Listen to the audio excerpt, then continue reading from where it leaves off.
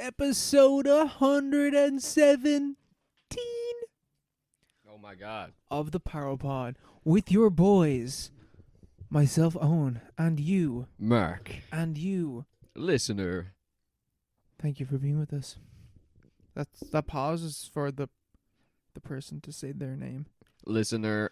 Listener, insert username here. Interactive podcasts, like Choose Your Own Adventure podcasts. Yeah, That's the future. This can be a Bandersnatch style podcast. You can choose which segment you want to listen to. Yeah. So we'll give the options. Like, press 1 for Press 1 for pre-show banter. Small talk. Press 2 for Rocky 3.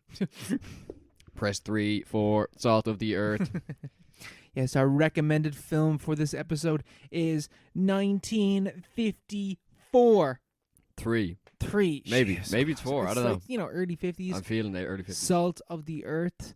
I didn't pull up the information beforehand, so can't remember who directed this. Some guy. Some dude back in the 50s. Yeah. More on him later. One of those guys in black and white. Red Scare type of people. Yeah. I'd say he was scared after making this film. He got blacklisted after this film. Did he? He did. Oh my god. He's part of the what is that called? Like the blacklist of the original 10 or the Hollywood 8 or whatever the fuck that thing was called. Yeah. Whatever that list was, he was one of the people on that list. The blacklist. Yeah, and I think it came out just after this film. I think he's blacklisted. He was the first round. It's probably the best blacklist to be on though. Yeah, I know. Every other blacklist, people are like, yeah, you kind of deserve to be on that. It's like if you're on the Hollywood blacklist, it's like, yeah, you probably did something bad. Yeah. You're like, the Hollywood blacklist in general. Oh yeah, Harvey Weinstein, he's a bad guy. Mm-hmm. If you're on that blacklist, it's like you're cool. It's the best blacklist to be on. Yeah. Everyone's like, those guys are heroes. I was like, those guys are commies. Nice. Nice. Respect. Serious respect. Mad that happened. The Yeah, whole yeah. Red Scare. Yeah, I'm sure it'll happen again. I'm sure we'll be there again.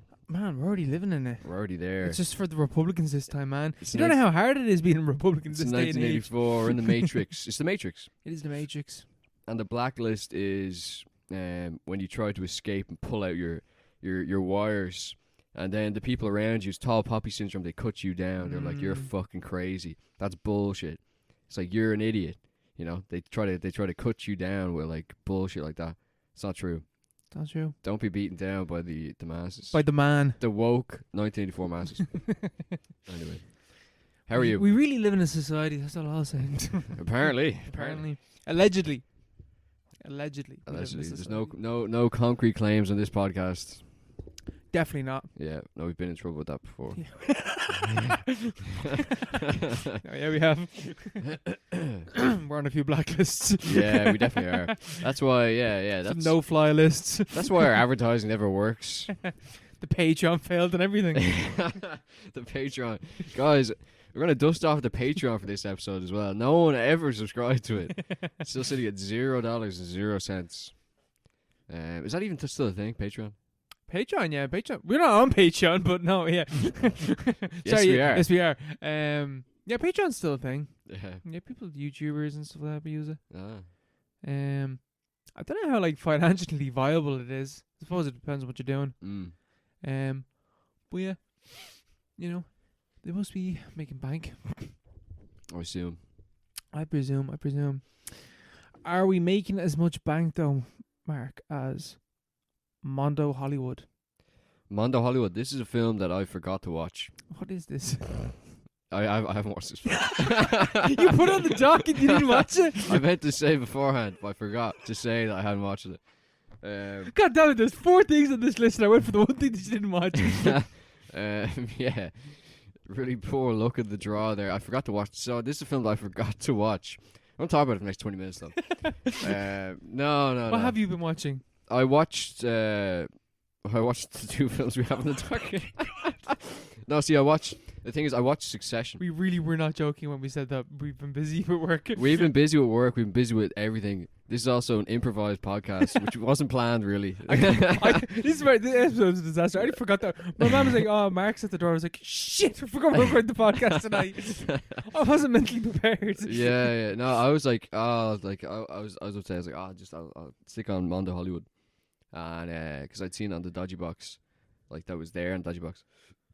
or sorry, the legitimate box, which I have, and but I looked at it was some other Mondo film, and there was no Mondo Hollywood. It's actually very difficult to find, at least from like the 20 minutes I spent looking for it. I couldn't find it, so I decided not. Well, I didn't decide; it was out of my hands. I couldn't watch it. So life gave you a curveball. life got in the way, so I went shopping instead, and like just did a bit of housework. But I've been kind of, in terms of my eyeballs, have been slightly occupied by Succession.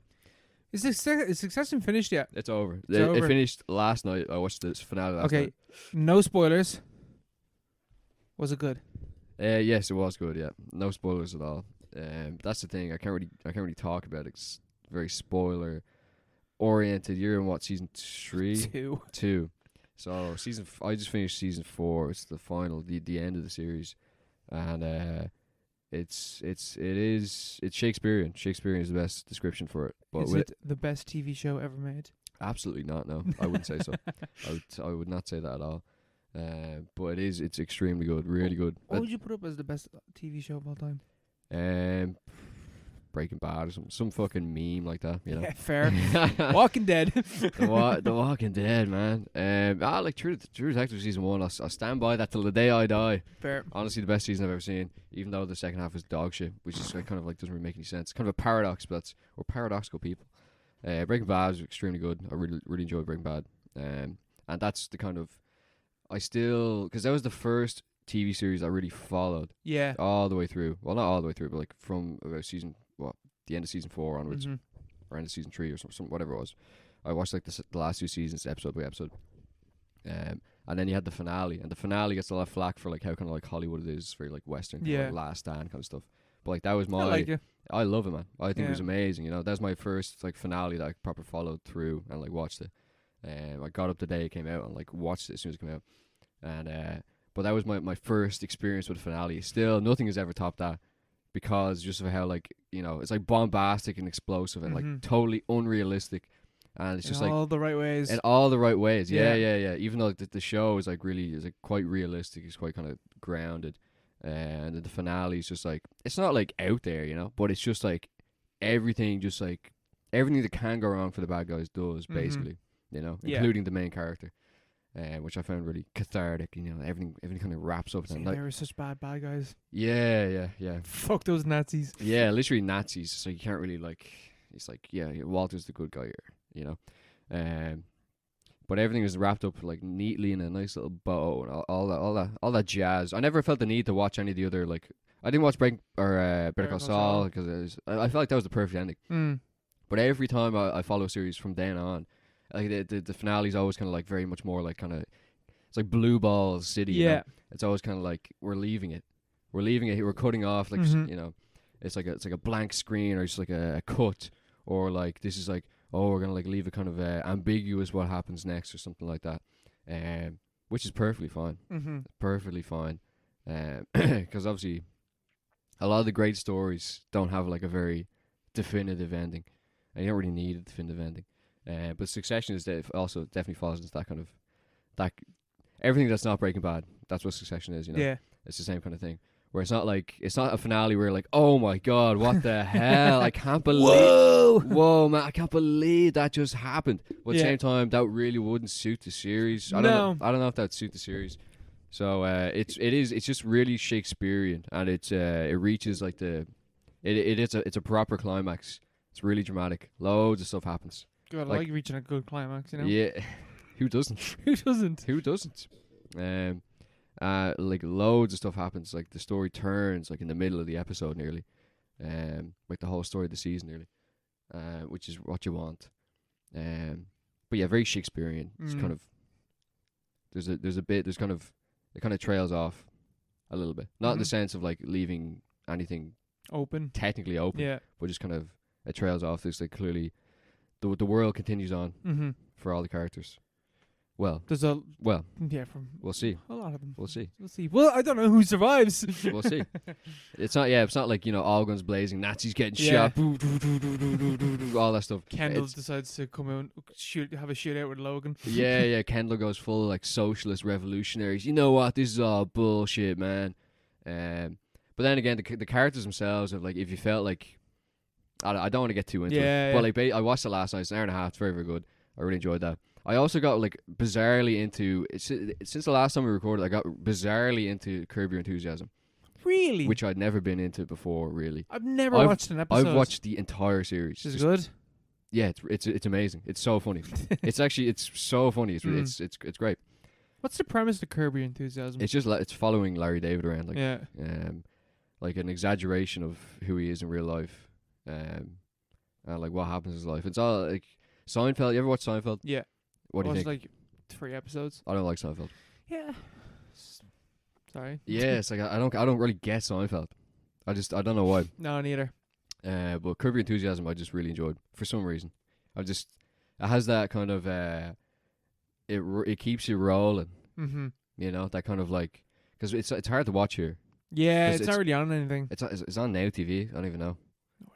No idea. But I was watching it, and basically every episode would roll into the next. That really suited the fact that like the stories kind of span the season. Yeah. And every episode itself is also in a way self-contained. And Mhm.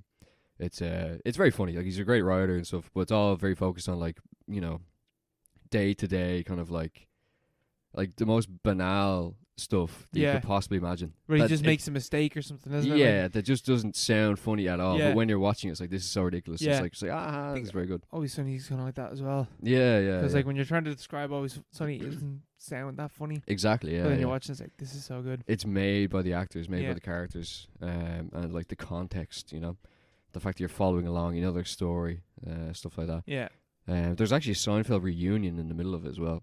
But Really? That's so like weird. literally in the middle of it. But it's a story about how reunions are terrible, Oh, right. and then he does a reunion to suit like his own kind of ends because he's like selfish and like, you know, kind of like a narcissist. yeah, a little bit, yeah.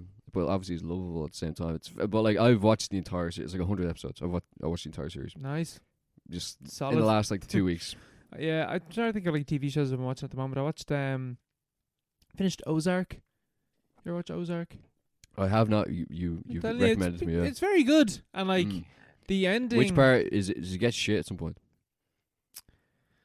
Oh, that's a complicated question. No, so it doesn't. Yeah. It does. Like a little bit. Oh, okay, yeah. I'd say the 4th season, you're like, this season's just not as good as the last season. Yeah. 3rd season is fantastic. And then that 4th season comes along and just like, oh, this is not as good. This is a lot different. Kind of slow in ways that you don't want it to be slow.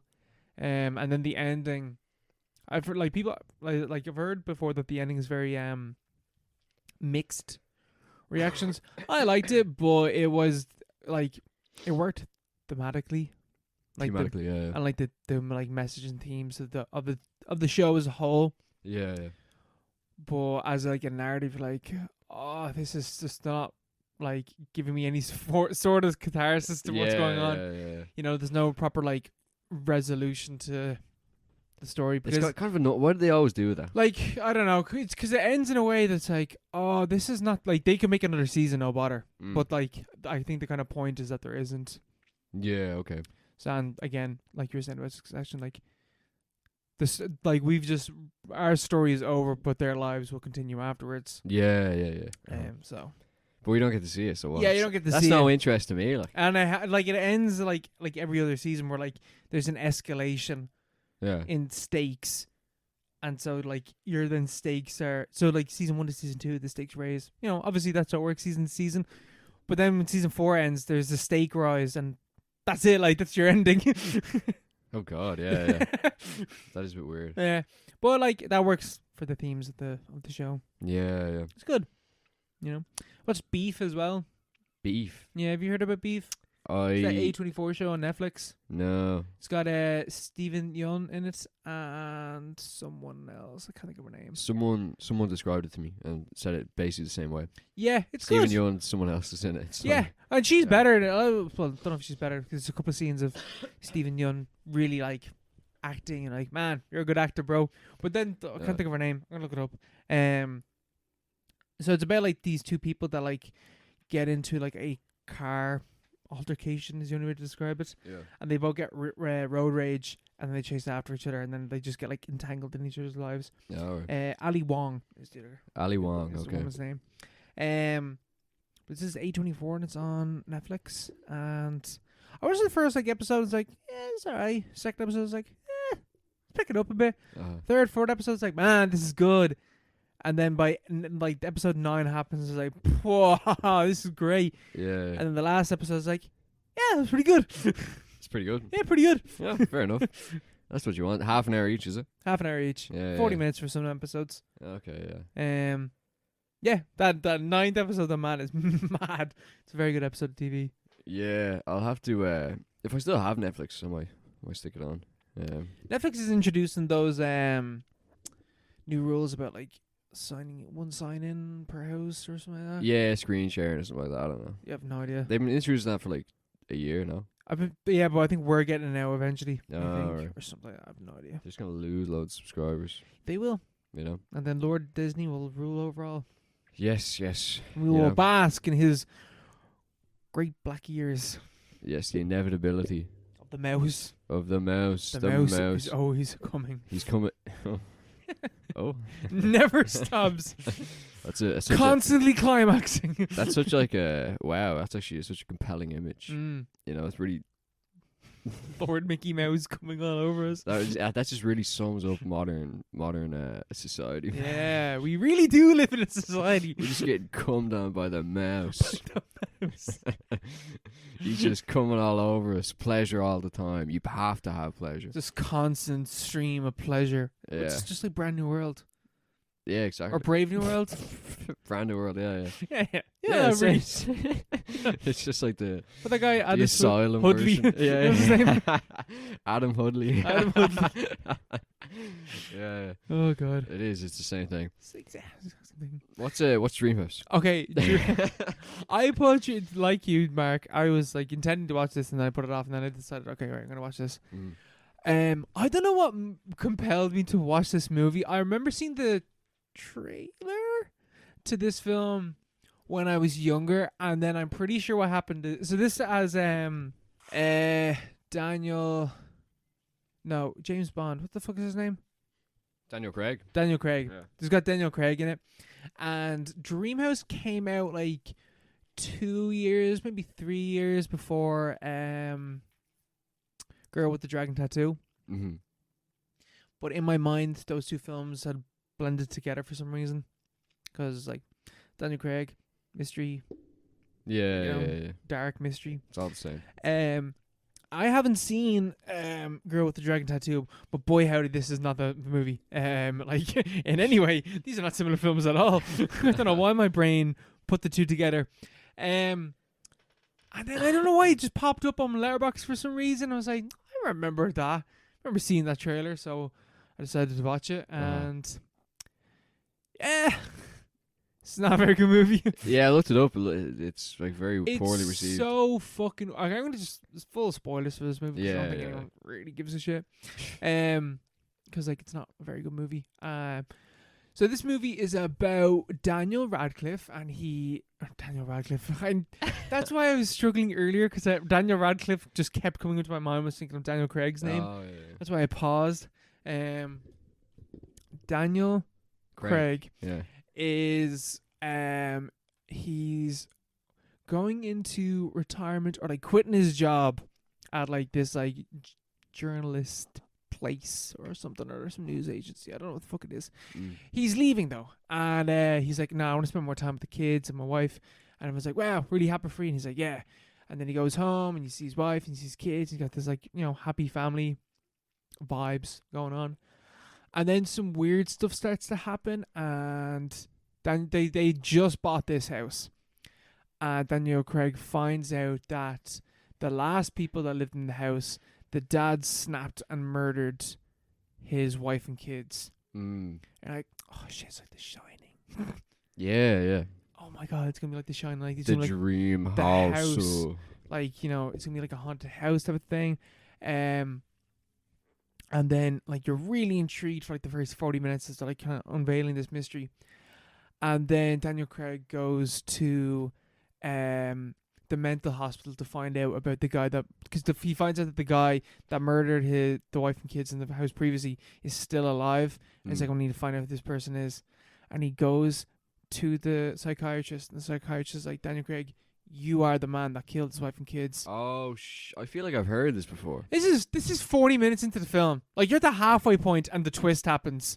And then for the next 40 minutes, this movie is just trudging until the end. And it's supposed like unsatisfying conclusion to a movie. I was like, this is so fucking bad. What happens after that? It turns out that like he didn't actually kill his wife and kids. The next door neighbor hired a hitman to kill his wife, and the hitman went to the wrong house and shot Daniel Craig's wife and kids, and shot him, or his wife shot him trying to kill the killer. Yeah. And he had memory loss, and so he couldn't remember what happened. And they're like, well, you must have killed them. Oh. And then he moves back into the house, but he's imagining his wife and kids because he's lost his mind. How does he not remember that he's been accused of killing them? Because he's got brain damage. I don't know. Reasons, Mark. Fair I'm enough. gonna find out. Watch Dreamhouse. I don't know. But yeah, apparently like this film got huge mixed reviews as well, because when the trailer came out, the trailer had in it that the twist. Ah, okay, one of them. One of those Yeah, trailers. yeah. And it's not a very good movie, like at all. That doesn't sound like a good movie. It's though. not. It's like it's really good for 40 minutes. Yeah. Like it's like, oh man, this is like a solid 3-star film. Like this Yeah. is really good. And then the next 40 minutes happens, you're like, it's like a 1.5, 2-star film. So what is it's about 2.5 stars? It's like a 2-star film. 2 stars, okay. Yeah. Yeah, it's not a good movie. Dream House. Because it's like there was loads of like studio intervention into the film, loads of like production issues and stuff like that. And you're like, you can feel it when you're watching the movie. Yeah. Like it's so fucking weird. Like Naomi Watts is in this film as well. It's a good cast. Oh yeah, there's someone else in this movie as well. There's like a few actors who are like, geez, this film's got names. What the fuck is this? Yeah. Because like if it's a different director and writer, like this plot would be like Mulholland Drive or something like that. Because it's so cerebral, and then it's not. It just falls apart. A tragic story. Yeah, of a movie. Yeah. Dreamhouse, a tragic tale of a movie. But yeah, tell you what's not tragic. The Rocky franchise. The Rocky franchise. It's leveling up. We're at escape velocity, and we've exited the atmosphere of Rocky 1 and 2, and we have exploded we've reached terminal acceleration, and we're into the stratosphere. We're entering the cheese dome. Yes. The cheese dome. We're into the stratosphere that is Rocky 3. Yeah, this is a real change of pace. It really is. Yeah, this is nothing like the first two films at all. But in a way that is maybe like kind of deceptive. In a way that's like, this film is hated on. That's not right to be. To a bizarre extent. Yeah. It's a good movie. It's pretty good. Yeah. It's nothing like, but the thing is, it's nothing like the first two. It holds some stuff. Like, but Rocky's the still really likeable. Yeah, Rocky's still in the film. Yeah. So that's a plus. That's about it. Other than that, it's just like... Mr. T's really good. Mr. T's in it, yeah. He has Pity the Fool. He says that once. He does. Apollo Creed comes back. I fucking love the trope of enemies turned into friends. Yeah, Just like us, Mark. I don't... Yeah, remember when we were enemies? Sworn enemies. Yeah. That was only recently as well. But then we started the podcast. We hated each other until we started this podcast. It's like, I hate your opinions on film and everything. So we decided to find... The only way to decide if a film is good or not is to synthesize the two opinions. And that's how this podcast was born. A similar way, the only way to decide who the best fighter is to pit two memes together into the ring. Mr. T, Rocky Balboa. At this stage, he's not a character or a person. He's not an actor. He's a living meme. He is solely an icon. He is an icon. He's nothing. He's not a real man. He's a myth. He's a myth. A legend. A legend. He's a contender. He's number one. He's not. He's number one. Yeah, so the plot of this one is that Rocky is world champ, and he's still fighting, and he's still beating the shit out of people, but he's living the life of luxury. And it's made you soft. It's made you soft, Rocky. Rocky. Those weren't real fights. They were stitched up. That was so funny. What- Wait, what do you mean? What do you mean? Wasn't fighting real fighters. I wasn't fighting real fighters. Oh, what's his name? Mickey? Mick. Yeah. Come Oh, on, Mick. Come wake up, Mick. I can't believe it myself. Oh God, Rocky, your turmoil is so believable. Mick dies. I know, what the fuck? Mick gets creamed by Mr. T. You know? It's just so bizarre. Yeah, it's so because this is the stage where it's like, well, they kind of escalate in the last film because like the last one was like someone's in a coma, so now they're like someone died. Yeah. Do you know the next one? Do you know like what happens in that? No. Oh, Mark. What Wait. happens? Oh, they escalate the reasons for wanting to fight to It's get like up again. a nuclear war or something. No. It's just It's frustrating. It's from Mick dies to nuclear war. yeah. There's no in between. Those are the same level of importance, or roughly. But yeah, no, Mick gets creamed. It's such a hilariously sad scene. It's like, oh fuck it, and Rocky lost, and he tells him that he won. Yeah. Man, that's so sad. Poor Like, Mick. Poor Mick. He's such a tragic character. So Shakespearean. It's a tragic character. Hey, Rocky, I've been sacked. I ain't gonna make it. Do you not like Rocky in this movie? I think he's still like He's super cute. he's cute. Yeah. He's cute. But He's like cute. he's more like, oh, I'm the big man, you know. Mm-hmm. That's just the vibe I got. I got. Yeah, but then he goes to the hood and he learns how to fight again. Yeah. But like, this is the movie where he can see Stallone becoming like more of like the Arnie. Yeah. Like what people think Arnie is, what Yeah. Stallone is in this film. Yeah. You know. This is not the like character drama of 1 and 2. Yeah, it's like he's more of like a fitness model who is like using the film as a vehicle, you know? Yeah. And it kind of maybe not, that's kind of too cynical. But like it's loads of like more shots of him being like, you know, absolutely roided up. This is like You the know? start of when something becomes so masculine that it turns back in on itself and just becomes gay. Yeah. Like, there's shots of like Apollo and Rocky working out and the montage, yeah. and like it literally like zooms up on their crotches as they're running these little tiny little booty shorts. Yeah, and their crop tops and stuff. Yeah, and they're start dancing in the water and like, wow, these are two real sweaty men getting real intimate. Yeah. These guys must be real close. Mm. It's really it's good. I like it is. It's defined by the Apollo Rocky. You know. Yeah, reunion. Yeah, reunion. Yeah. Like that kind of axis. That's how the film turns on that. If it's just Rocky versus Mr. T, it's shit. Yeah. Or what's his name, Clobber Lee or something like that. Clobber Lee. Something Something like that. Yeah, some mad name. But no, Apollo and Rocky. Apollo is the star of the film, in my opinion. He's great. He's really, really good.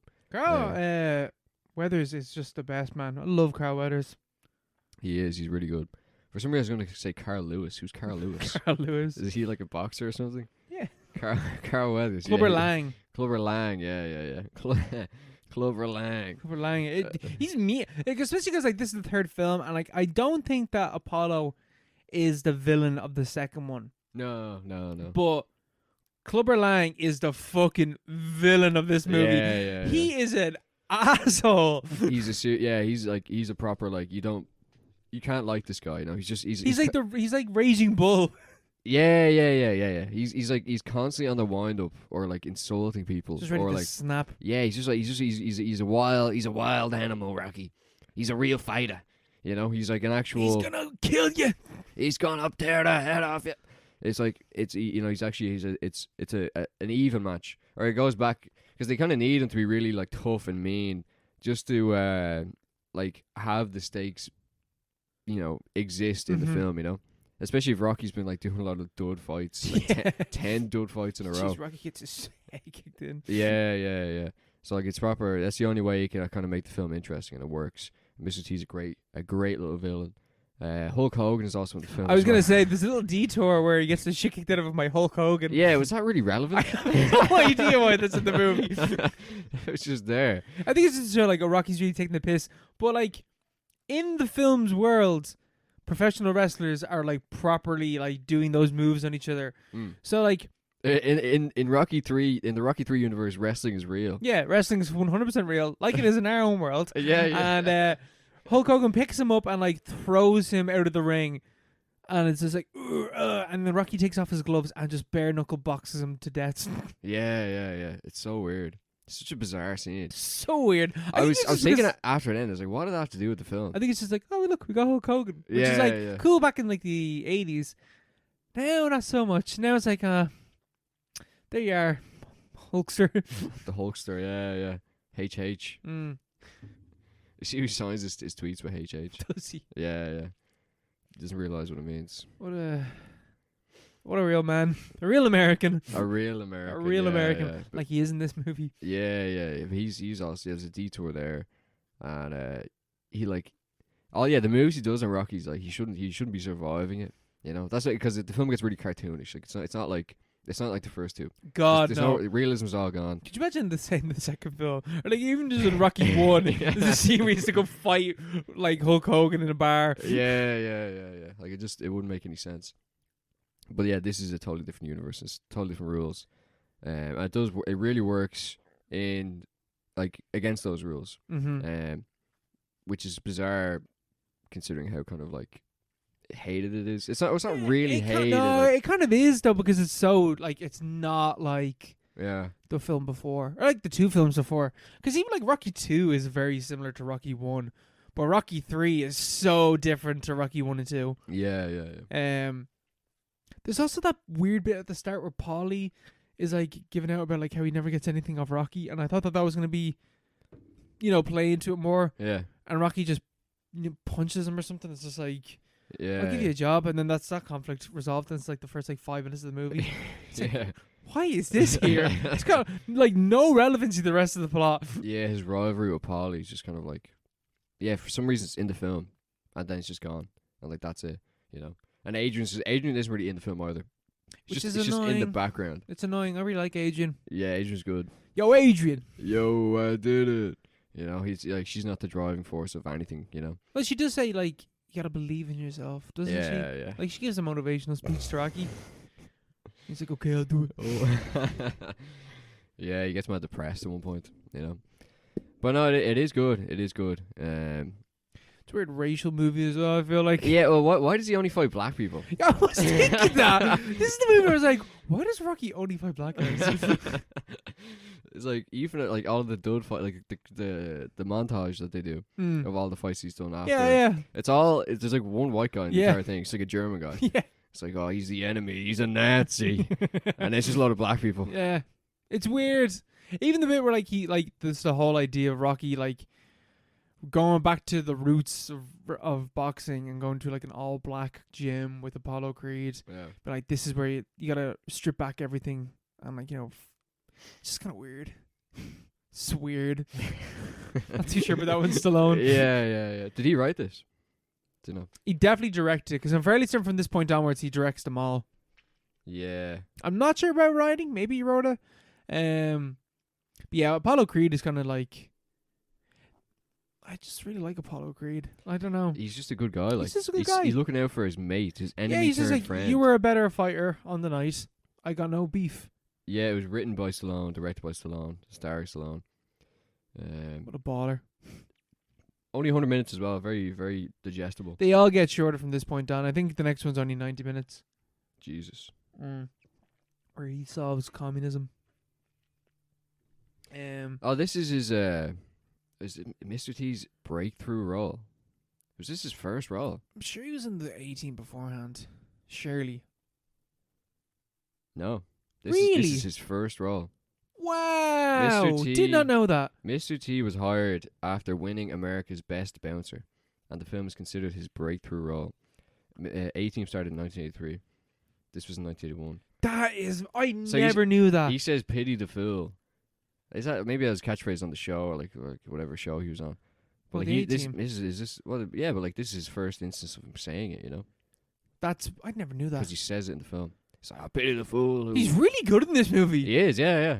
That's actually... Like it's his first acting role. That's mad. Jesus. Fair play. Yeah. Your first acting gig in your Clubber Lang and you're really fucking good because you're a big scary man. Yeah, You yeah. see why imagine them being a bouncer. Fuck that. Yeah, imagine trying to get in somewhere. Yeah, And Mr. T. Mr. T's at the door. Fuck that, bro. You're not getting in, yeah. Not tonight. Yeah. Do you think you used to like give out to people like that as well? It's like you're checking your ID. It's like, how old are you, fool? I'll just be like, oh, Oh man. you know what? Forget it. I'm sorry. Yeah, I'm gonna go home. Yeah. There's a strong cult following. But yeah, no, this is also widely renowned as the film where Eye the Tiger actually plays. Yes. Yeah. I literally put that underneath the notes. I was like, "Eye the Tiger," because it starts all caps. all caps. Because I was like, "Where the fuck does this song come into it?" Yeah. And I was like, it was also like a Mandela effect where I was like, "Is it even in the films?"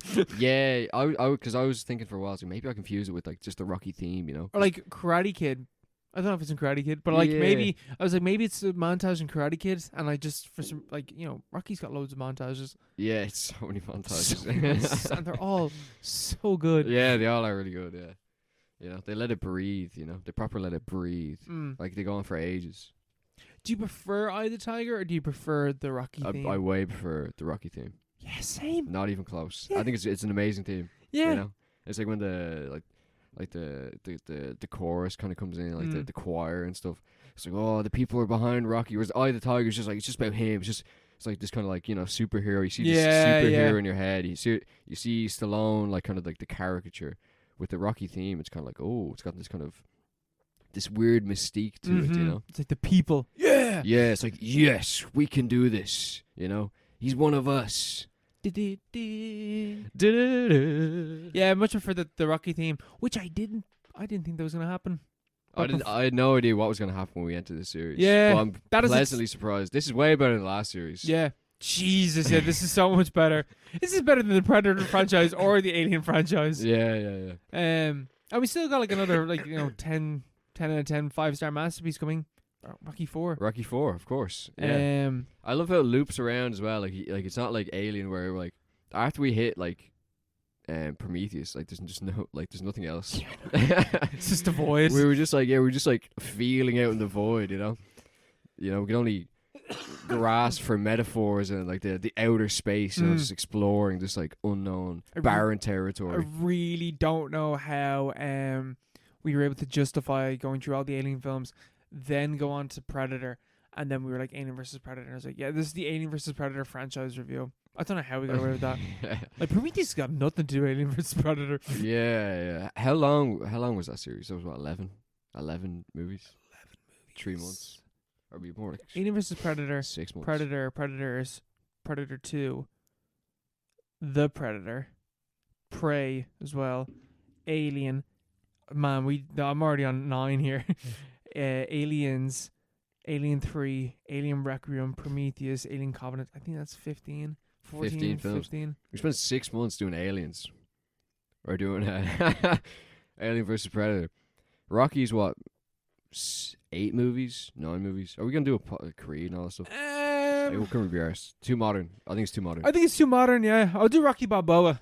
Yeah, that's what I mean. Like it's gonna. So 6. You circle around. That's like kind of acclaimed in the same way Rocky 1 was. Mm-hmm.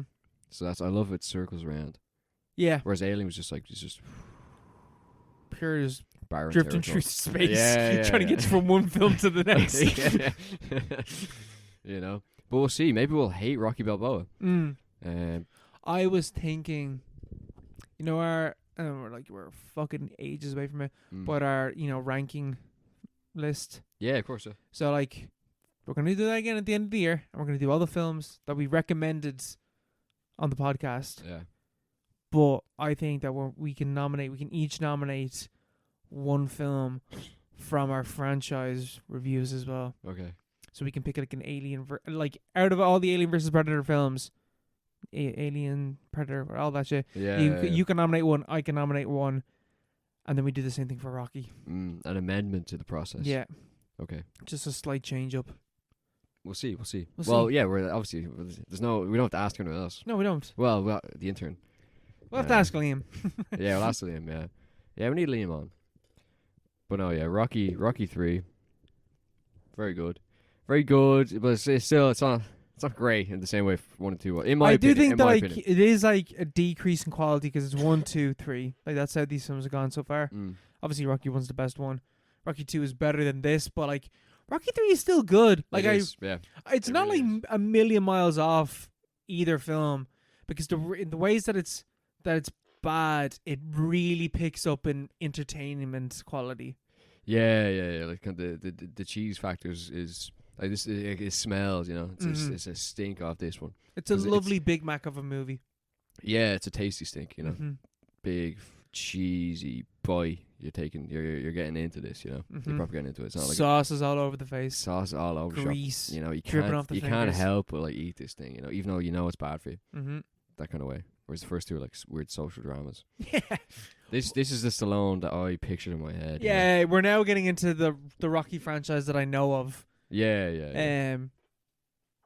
But I think Rocky 4 or 5, there's a robot, so There's a robot. the series still has a lot to offer.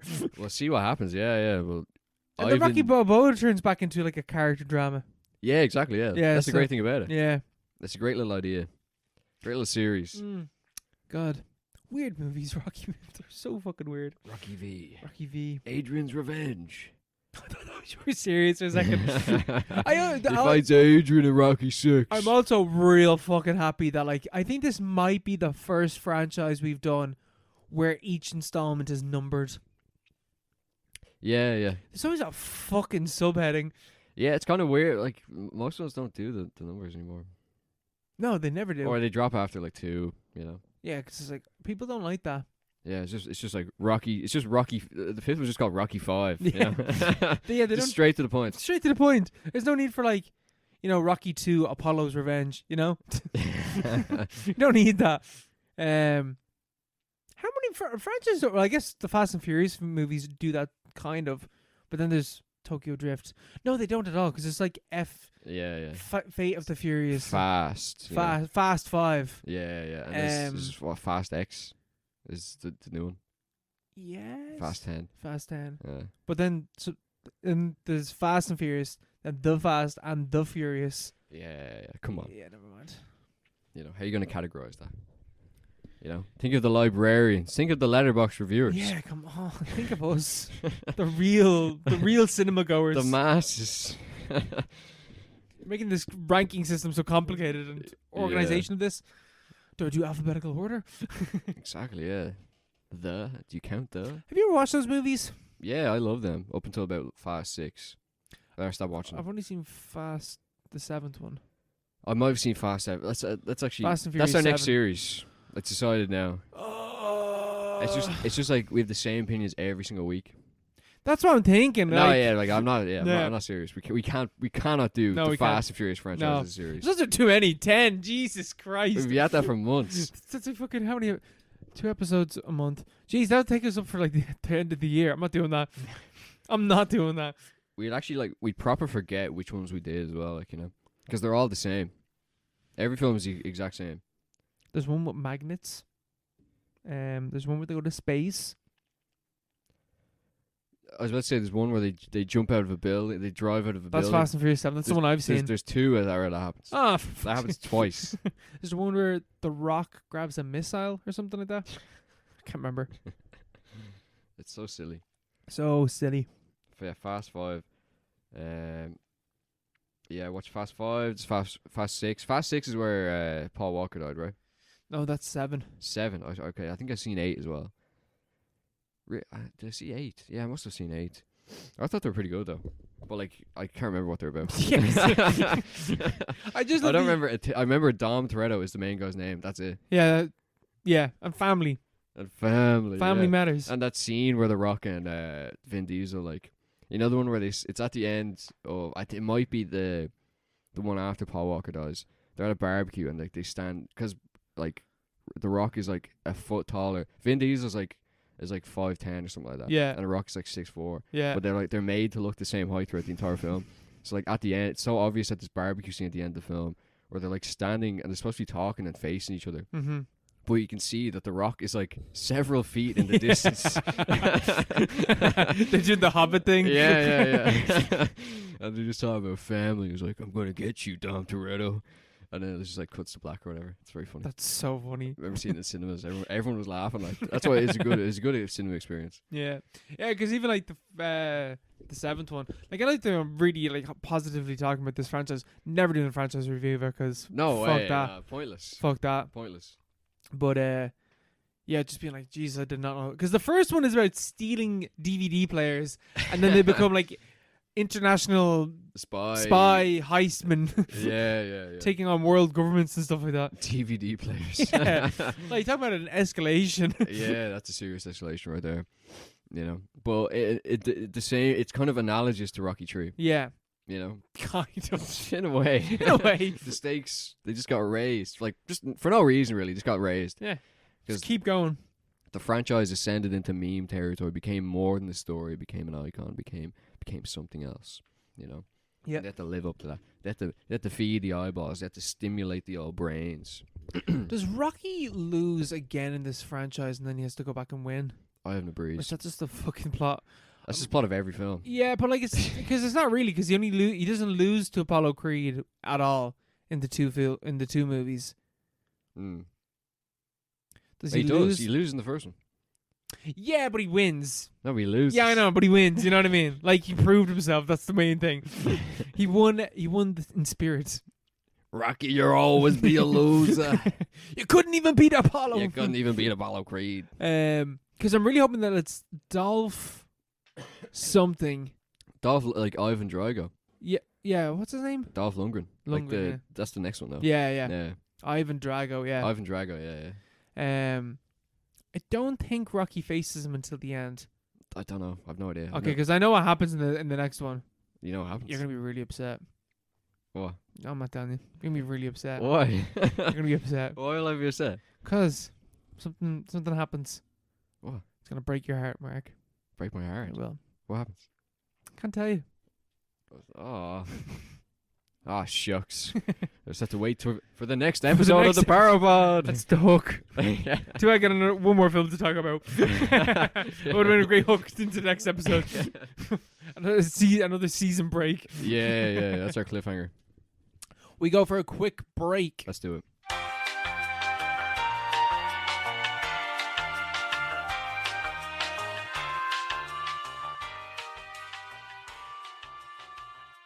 And now for our recommended film of the episode.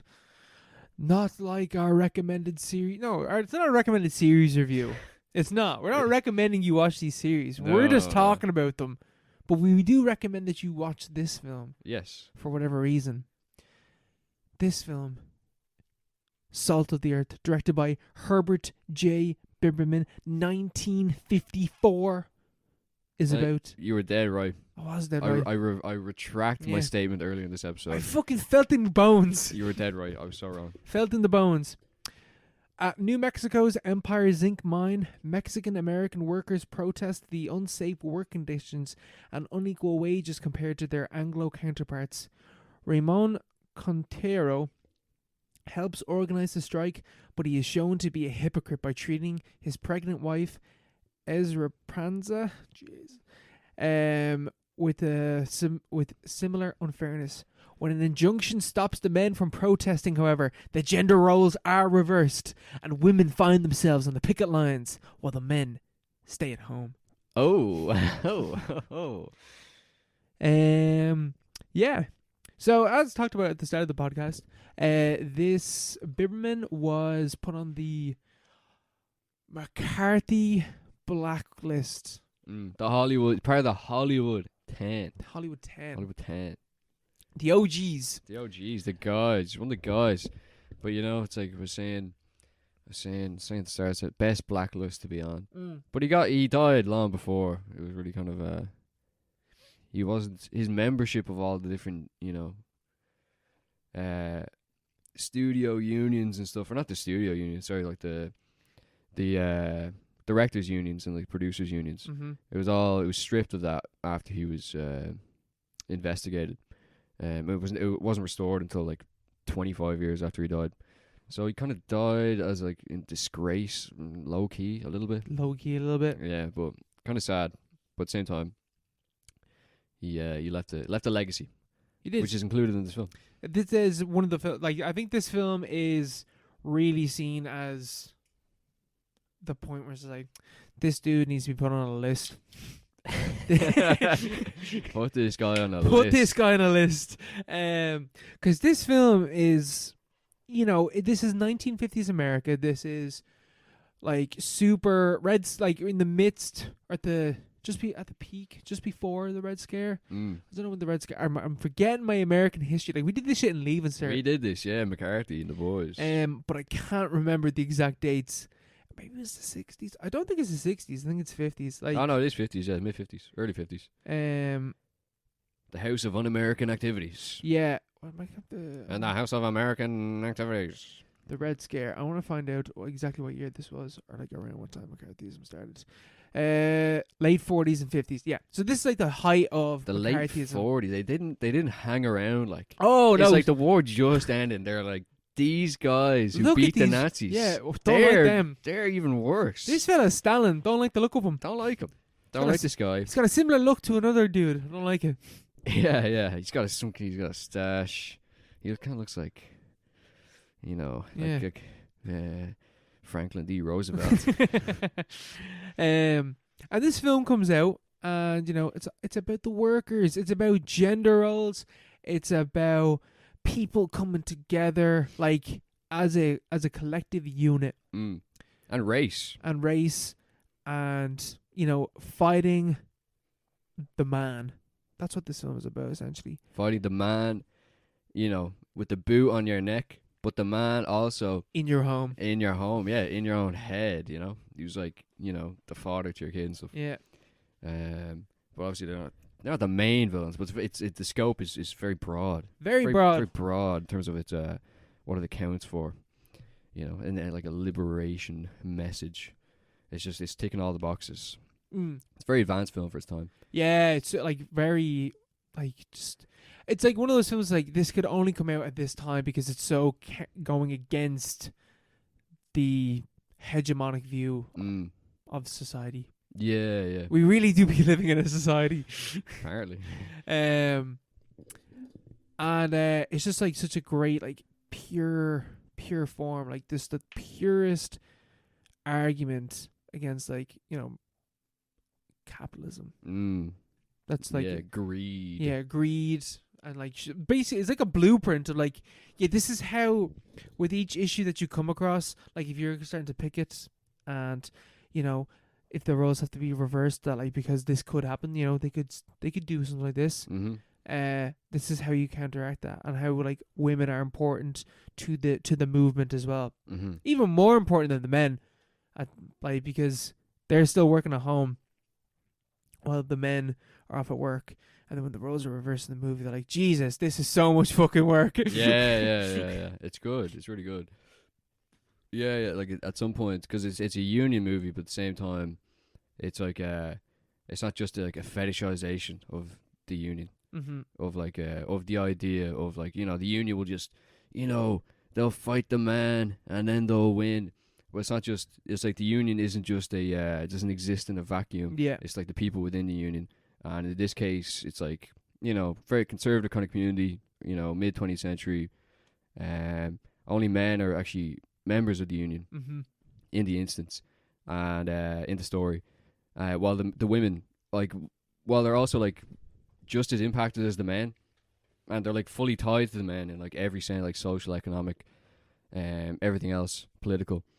They have no say in how any of it works. But like the turning point of the film, kind of the point of the film is where it becomes like a mass movement. It's not just about the union. The union is more of a vehicle through which the mass of the community get their voices heard and get their demands met, rather than the other way around, which is sometimes an issue with, like, I don't know, how people perceive it. But I thought it was a very, very powerful scene at the hall meeting where it all unfolds. But it's a very powerful movie. Kind of drags a bit, in my opinion. I'm just really short attention span, and it's black and white. But like it's heavy film to watch though. I was gonna ask, like, because similar films that I find about like but this one was so very, very different. But like, you know, Penda's Fen, where like you're watching that film and like by the end of it, like you really feel this like call to do something. Yeah, yeah. This film doesn't hit me in that way. Like, it doesn't feel like a call for, you know, revolution, essentially, in a similar sense to Penda's Fen is. But it's something. It's not really trying to be that either, I feel. Yeah, it's kind of realist, almost documentary style. Yeah, it's more like, it's a more objective film, I guess. Yeah, yeah, like it's the kind of film where I could see it. I was saying like earlier, it's like a very advanced film. Like, I didn't mean in the sense that like maybe like all those ideas were like way more popular. This movie was made by aliens. Yeah, yeah. This is part of the Alien Extended Universe. Like all those ideas. The corporation of this movie is actually Weyland-Yutani. Oh my god. The ideas that are kind of encapsulated in the film are like were way more popular then than they are now. Yeah. And way more powerful then than they are now. And had a lot more sway, which is why it was banned, why it was kind of censored politically. Yeah. But I feel like you could make this today, and like it would be made very, very similarly. But at the same time, it would, as you say, it would refrain in the same way. It wouldn't be as powerful because it would refrain. Like at the time, you have a movement there. Yeah, like there's something there. That's in like in. You don't have to make the call. Yeah, in the mid-50s, you had, like in America, it's huge. Like labor membership is huge, or labor union membership is huge. But you have, you know, huge. Like you're preaching to the choir with this movie. Yeah. In a sense. And you have like the oppositional power to the US is like, you know, a socialist superpower, stuff like that. It's way more. There's a movement there. It's way more relevant to the time. Whereas now it's like you don't really need to make the call in a way. Yeah. So it's not as, maybe that's why it's not as kind of inspiring maybe. Or maybe that's just the fact that we're looking back so long or so far in the future. Whereas if it was made now, you can make it the same, but it was still refrain from making the call. Yeah. But in a way, like more of a cop-out kind of sense. Yeah, in a way that's like... It's like, oh, this is so inspiring, you know, it'll inspire me to do more work today or something like that, you know. So this is an uplifting story. If this film was made today, there would be a good capitalist in the film. Yeah. And people would relate to it, or like the kind of dominant reading would be more about how, you know, it'd be more about Esperanza's self-liberation. Like she did this and she became like she liberated herself from the home or whatever and became a productive member of society or whatever. Something. I feel like that would be the more dominant reading if it was made today. But yeah, it does lack that kind of call to arms that maybe you'd think that you'd feel the film would have. But it's very realist film because it actually is though. Like a lot of them are. It's based on. I think it's loosely based on true events. Yeah, a lot of them are real miners. Yeah. You know, a lot of the people in the film were like went through those events. They're just regular people. Yeah. So it's not necessarily, the film maybe isn't trying to build a mythos. It's just kind of trying to tell the story as it happened. Yeah. Or to tell a story as it happened. I suppose because like everything, like how this story plays out is so simple. You know, like it's a very on the nose film. Yeah, there's no subtext to this film. That's like real life, yeah. Which is like, but it's not trying to have that at all. Yeah, because like there's only like every scene that plays out, you're just like this is so realistic to how this would play out. You know what I mean? Like they start to protest, and then they can't immediately throw them in jail, so that they get them with other stuff. And it's just like we've heard that, like you see that story over and over and over again. But this is like one of the first ones to do that. Yeah. It's so early. Like this is someone's over 100 years old. Fucking over 100 years old. Over 50 years old. Jesus. No, it is. It's Jeez, that Nordic spirit's really hitting different. It's telling a tale from a different time. But yeah, I appreciate the level of detail. For example, like when they go into like who's like how they're kind of being sanctioned for their actions. You know, like Esperanza's at home and she kind of doesn't want to go on strike because she doesn't support her husband or because she doesn't want to like empower her community. Just because it's inconvenient to go on strike. It's extremely inconvenient. It's not easy. It's extremely difficult. Yeah. And it means that everyone has to like participate in that difficulty. It's a huge change as well. Yeah. It means for her that her kids go without food. A lot of the kids in the community go without food.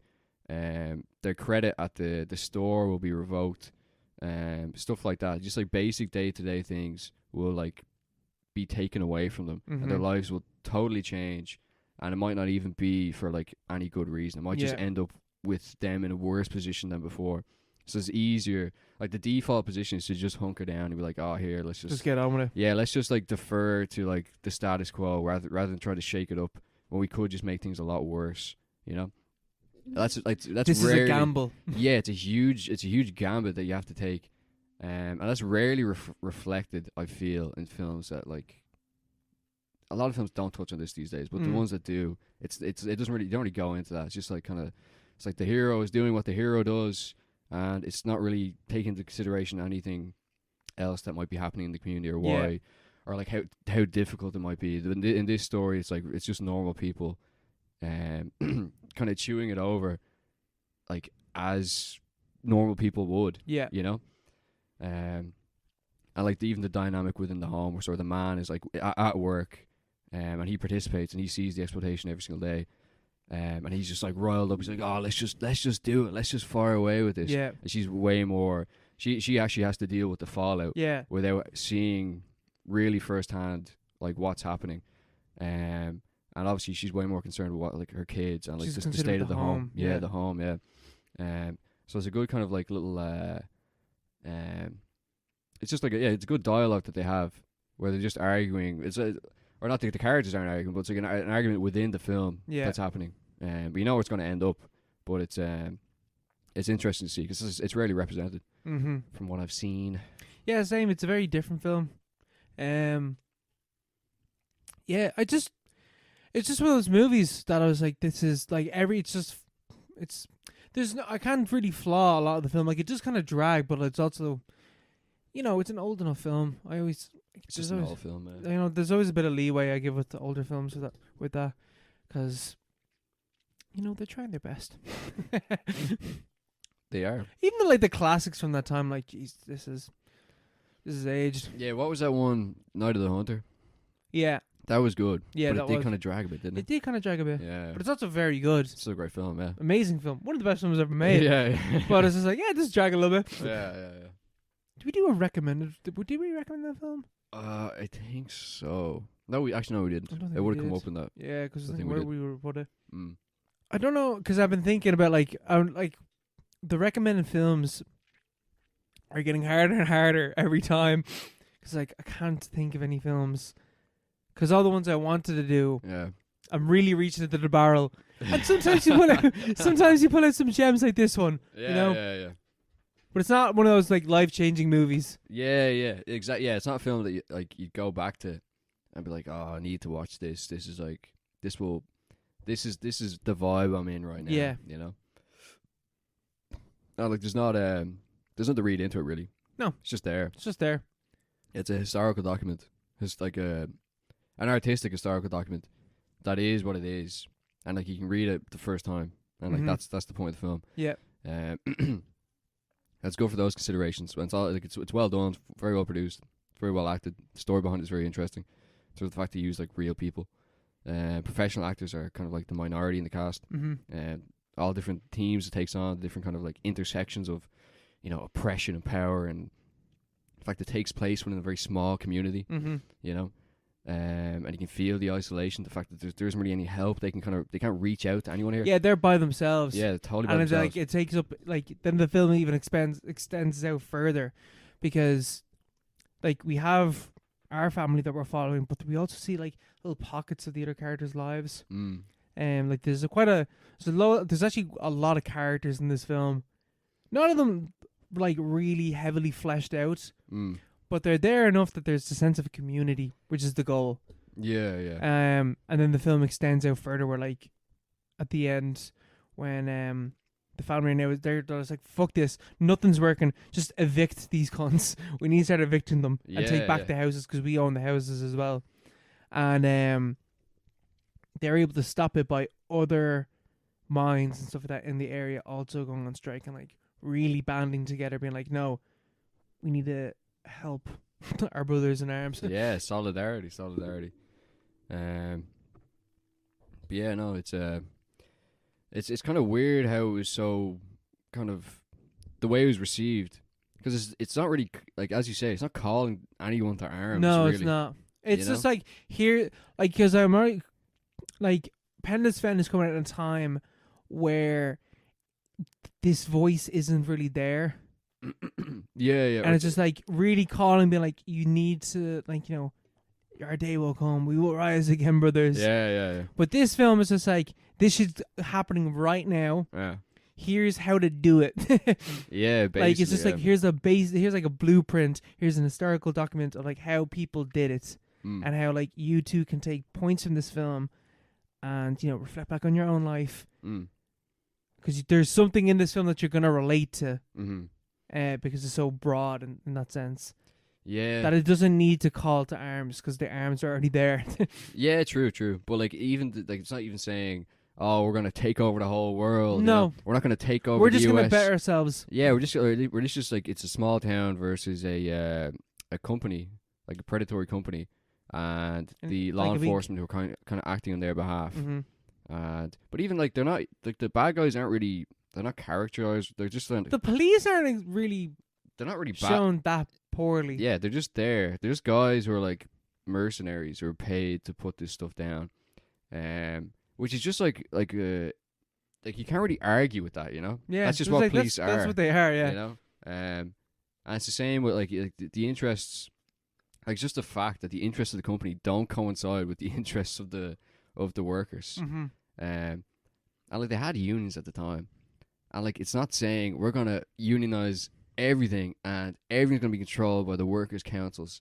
It's just a film about a union, and they're like, this is fucking evil. Yeah. We need to destroy this guy, the guy who made this. We need to make sure no one ever watches this film. This is commie propaganda. Yeah, I know. It's like, it's just a film about a union. Yeah, I know. Yeah. So you have them everywhere. Yeah. Even back then. Everywhere. Literally everywhere. It's wild that like the reaction to this film is so harsh. But it kind of adds to the film as well. It does, as a mystique. Yeah. You know? What would you give this film? What would you rate this film?